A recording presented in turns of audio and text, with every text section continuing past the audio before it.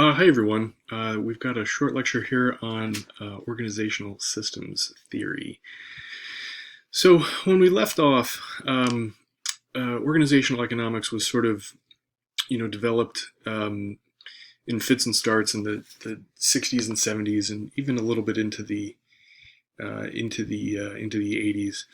Um, Systems theory was sort of developed. I mean, it stemmed from sort of advances in biology and ecology and other sort of hard science disciplines that were made in the 40s, 50s, 60s, that kind of thing. I mean, throughout this semester, none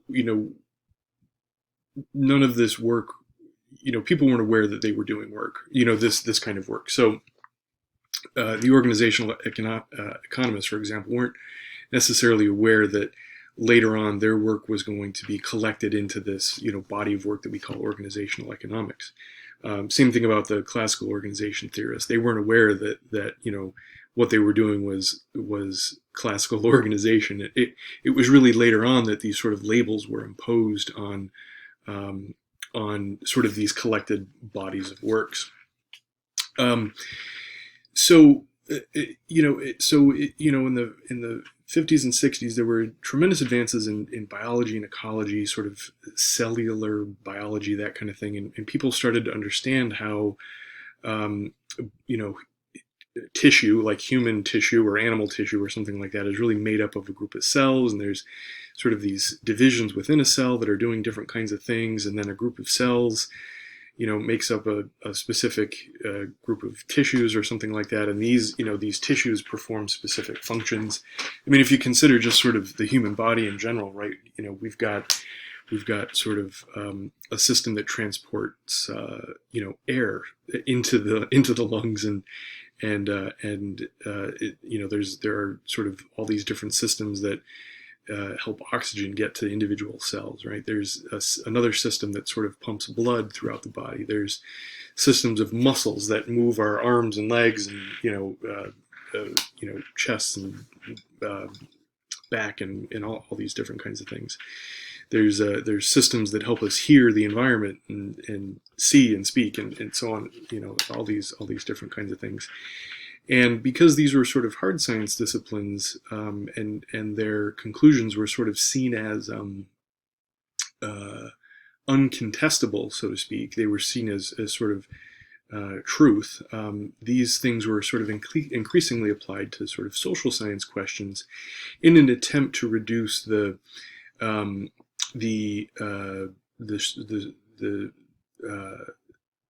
the sort of shades of gray that existed in social science questions, right? It was very difficult to sort of come up with sort of irrefutable facts in social science, and this was an attempt to do that.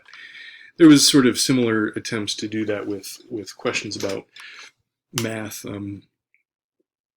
sort of increase the precision of the analyses that people were doing, and we've been trying to do that in social science with social science questions for years and years and years. Um, so this is sort of the context in which the systems theory developed, and of course, as social workers, we hear about systems theory throughout our MSW educations, and even before then. We're of course educated in Kurt Levine's model that behavior is a function of the environment. That was the B equals f of x. That was his function, his function equation. Yuri Bronfenbrenner developed sort of the social ecological model. He interestingly did that at Cornell in New York State, when he was working there, when he did that work. And then of course there was work by Talcott Parsons and a man whose name I've never learned to pronounce, and I've heard it pronounced probably 5 different ways. I believe it's Ludwig von Bertalanffy, but if I'm wrong, please correct me, and if anyone knows, please correct me. Like I said, I've heard it pronounced probably 5 different ways, and I've never been able to sort of nail down which one is correct. So, like I said, the sort of whole advent of systems theory was an attempt to increase the precision with which we could answer a social science question. It was really an attempt to remove some of the unknowns.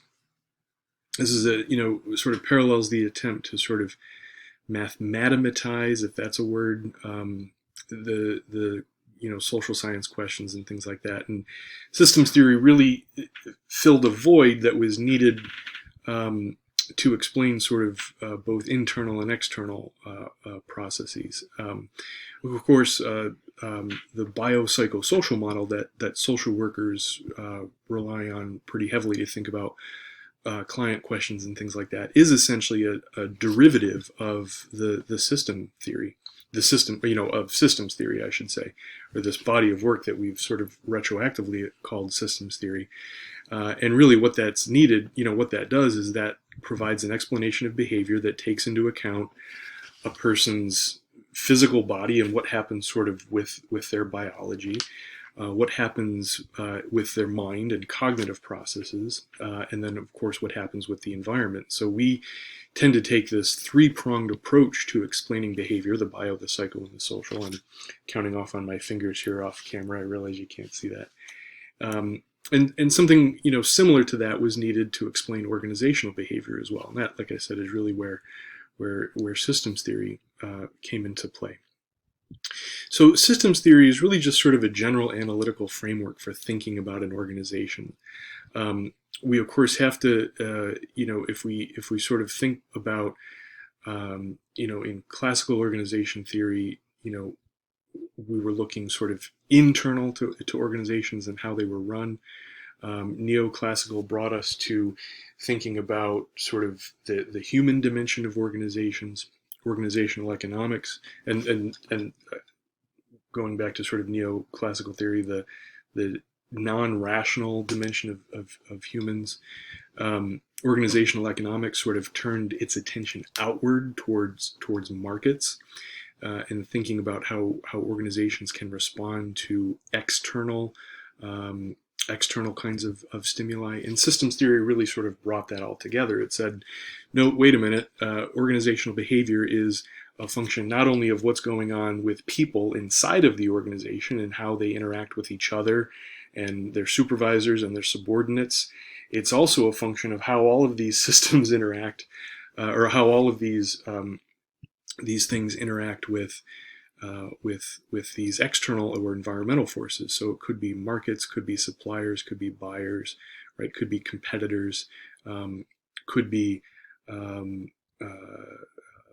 states and government, federal governments that are, of course, making regulations to govern how organizations behave, things like that.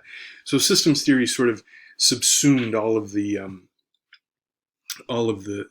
previous theories. It was, or at least I should say, it was an attempt to sort of subsume all these previous theories into something homologous. I don't really know that it is. One of the problems that we'll get to with systems theory here in a minute is that it's still pretty vague, and it doesn't really provide a framework for making predictions about organizational behavior. It provides a framework for explaining or looking to the past.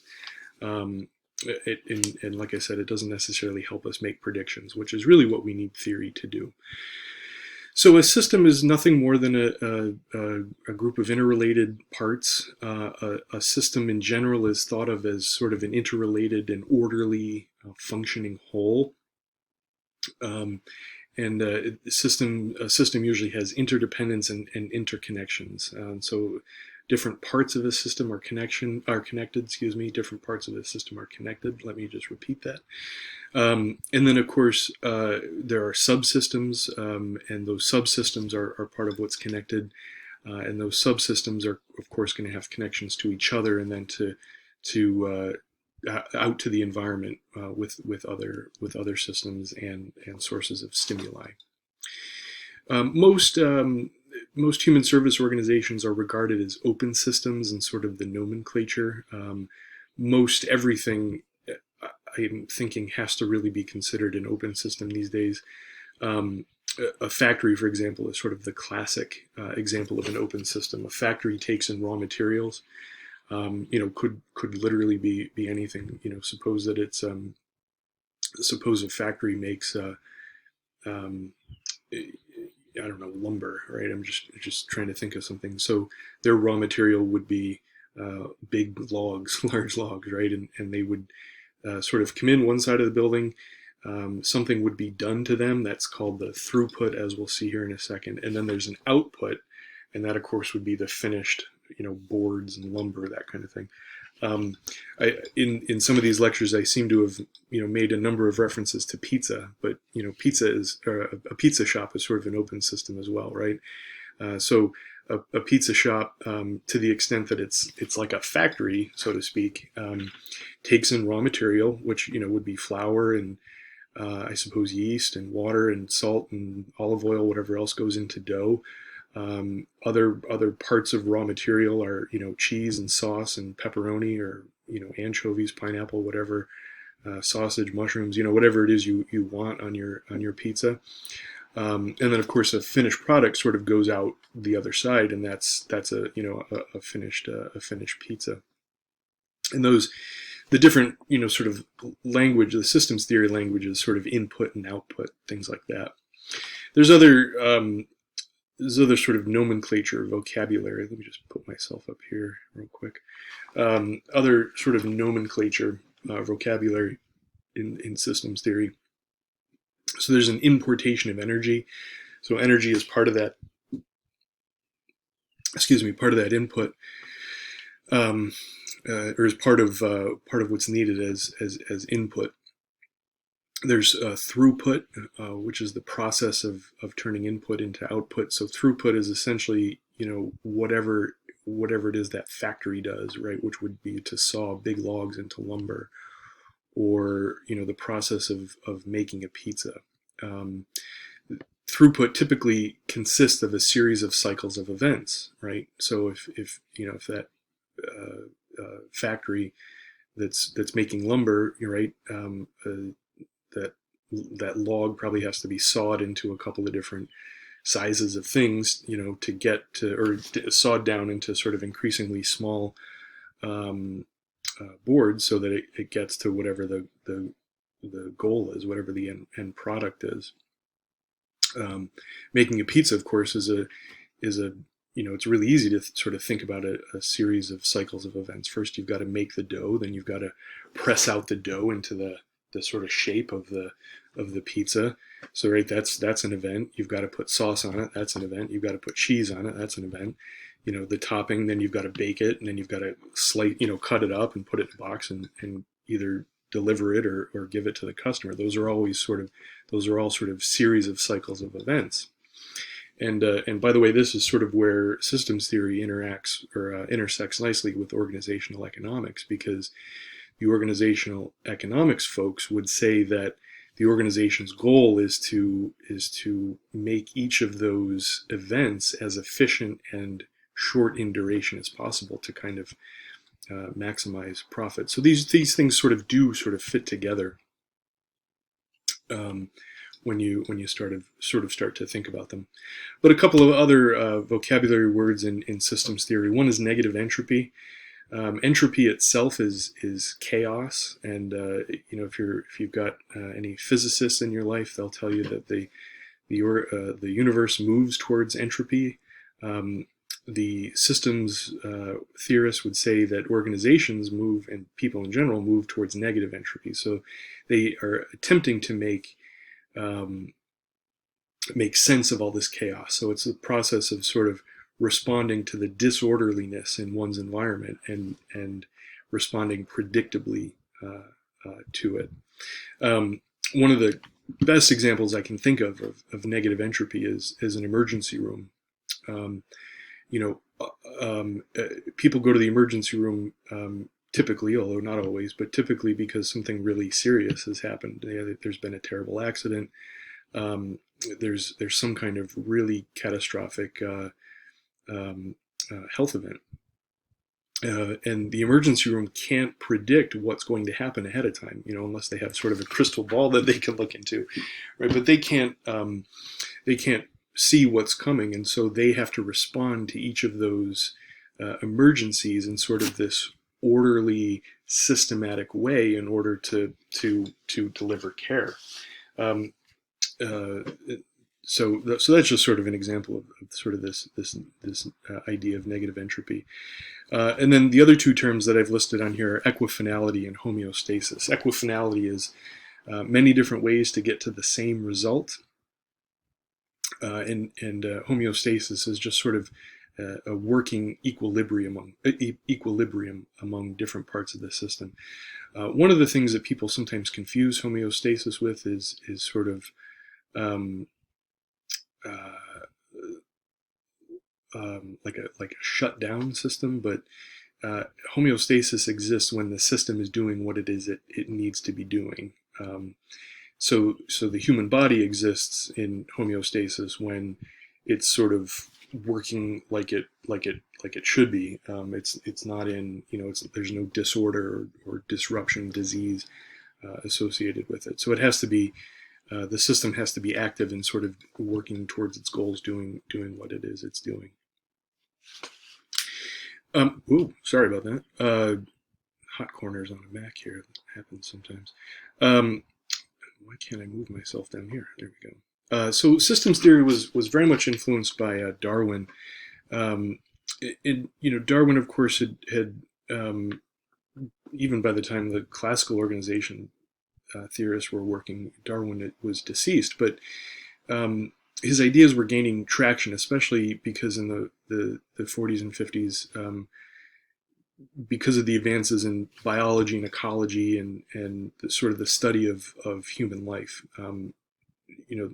Darwin had made a number of predictions, and it wasn't until using an evolutionary theory, it really wasn't until 70, 50, 60, 70 years after his death that people started to realize that those predictions were coming true. And so in the middle part of the last century, Darwin had sort of enjoyed this or Darwin's work at least had sort of enjoyed this renaissance, because people realized that he was right. And one of the sort of highly problematic things is that someone took Darwin's ideas, actually a number of people took Darwin's ideas and started to apply them to sort of these social science questions as well. And so that's where we got things like social Darwinism. And social Darwinism is, I would make the argument, a pretty toxic concept. But of course, someone sort of took this idea of social Darwinism and applied it to organizations, and the resulting sort of idea was that organizations need to be able to adapt to their environment. Otherwise, they'll go extinct, which in organizational terms is go out of business, right? They'll have to shut their doors. This is, of course, maybe that metaphor works for like a factory, right, or a pizza shop. If a person owns a pizza shop and charges too much, and the cost, the price of the pizza is not commensurate with the quality of the pizza, then no one will buy it, and they won't be able to pay their bills, and they'll eventually be shut down. If a factory making lumber, since that's the other example I seem to be using in this lecture, can't sell their product or charge, or they can't, maybe they can't make the size of lumber that's in demand or something, just sort of thinking out loud here. The market will respond by, the market will respond, right? This is sort of Adam Smith's invisible hand of the market. The market will respond. No one will buy their product. They won't have, any way to sort of keep their doors open. Do human service organizations operate under the same principle? This is sort of what Mimi Abramovitz and some of the organizational economists were saying had happened, and it's highly problematic that they're happening. Our work doesn't necessarily fit the cost benefit analysis paradigm of thinking very well. So what I've put sort of in this third bullet point here is that social Darwinism is highly problematic for human service organizations, because our goals don't necessarily lend themselves to thinking about profit and loss. Our goals are about health, humanitarian, charitable, quality of life kinds of causes. And so the sort of proliferation of this idea of social Darwinism, especially as it applies to nonprofits and organizations that employ social workers is highly problematic, because it just doesn't, um, the variables are not the same as um, a, um, a factory or a purely for-profit organization that's making a product. Right, our work concerns people's lives, and it just doesn't, that it doesn't always lend itself to that style of thinking. So what did systems theory sort of bring to the human service world?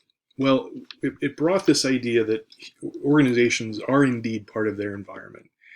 And so what constitutes the environment in, for a human service organization? Well, it's other organizations, it's funders, it's clients, it's their collaterals, family members, it's workers, it's managers, it's all of this, all these people are sort of the group of stakeholders. And it brought us to a place where human service organizations needed to be able to respond to changes in the environment. Not all of those are about sort of legislative and policy changes that are happening in the environment, but human service organizations need to be able to respond to the needs of clients. That, of course, happens in the environment as well. So a good example of that is sort of the growth in opioid overdoses and addiction. The social work profession has very much been a part of the response to that new problem in the environment. And it's very common for us to not only have taken Narcan training, but to be involved in different opiate task forces and treating addiction, in terms of people who do clinical work.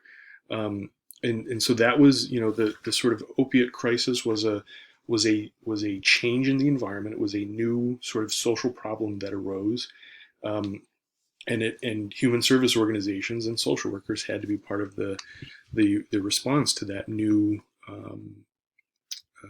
that new stimulus in the environment. So, so what goes on in the environment, it was also sort of expanded in this as well. Because, like I said, it's not just legislative changes, it's new social problems that require our attention as well. A couple of other things that I think systems theory did for human service organizations. One is it taught us that adaptation can take many forms, and that might be starting, evolving or refining, ending programs in departments or different parts of agencies, and that also means that we have to study the impact of what it is that we're doing to make sure we're responding to our environment in the way that we need to. And then, of course, I'm always sort of fascinated. I'm an addictions researcher in my, in my other life, and I'm always fascinated by this idea of equifinality, and that what equifinality suggested to social work in general was that there are lots of different pathways to change. And it doesn't look the same for lots of people. And we see that in addictions research all the time, is that people take many different ways to recovery. And so I put recovery on the slide, but that probably should be change is probably a better word. There's the change process is heterogeneous, and there's lots of ways that people get to a different point, or an improved point after after having interacted with social workers and consumed our services. There are, of course, limitations to systems theory, and I think this is probably a good spot to end this lecture. There's a risk of sort of blaming failure on input or the environment, but a really sort of robust interpretation of systems theory is that failure, and by what I mean by that is like an intervention not working, really has multiple causes. It can't be blamed on just sort of one thing. I think we're typically pretty good in social work as seeing, not assigning blame to any one factor, but seeing sort of failure as sort of a multifactorial kind of thing. And then in terms of thinking about organizations, some theorists would ask, are organizations really one thing? Some, huge organizations, for example, might be best thought of as multiple independent organizations. One example I can think of, and I don't know that I have a really good answer to that, so I'll just pose the question, but, a department at a university is that better thought of as sort of an independent department, sort of an independent organization, or is it best thought of as a system within a system? I suppose it depends on what it is um, the kind of question that you're asking. Um, but the government might be another good example. Take the IRS, right? They do one specific function. Are they best thought of as sort of their own system, or are they best thought of as part of a system within a much larger system that is the government? And then, of course, social Darwinism is highly problematic, um, especially because large organizations are able to sort of distort the playing field. They're able to sort of distort the environment to their advantage. That's true. That's certainly true in the world of commerce, where organizations are able to buy up or sort of use their size to crowd out competitors and things like that. Um, like I said, social Darwinism really has sort of this problematic place in social science thought right now. And then I think I said this before, but I'll just conclude with it real quick. Systems theory in general is pretty non-specific. It's better for explaining things than it is predicting things. There are theorists working on that, trying to change that, and it's entirely possible that it will someday. But that's just sort of where we are right now. So I think that's everything. Thanks for watching. As always, if you have any questions, feel free to get in touch.